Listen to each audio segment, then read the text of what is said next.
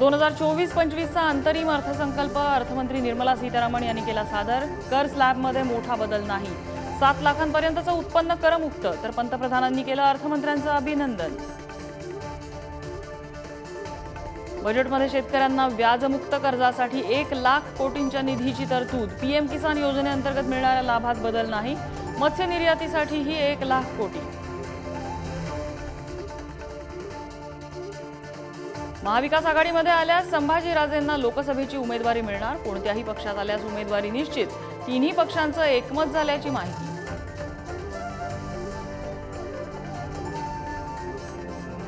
अजित पवारांच्या रायगड लोकसभेवर भाजपची नजर। भाजपकडून पक्ष विस्तार, तर ठाकरेंकडूनही लढण्याची जोरदार तयारी सुरू।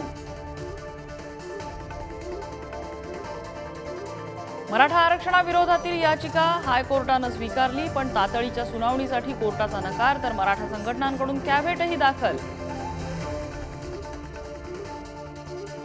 बारामती अॅग्रो प्रकरणात आमदार रोहित पवारांची ईडी चौकशी। नातवासाठी आजी प्रतिभा पवार मैदानात। प्रतिभा पवार एनसीपी कार्यालयात ठाण मांडून।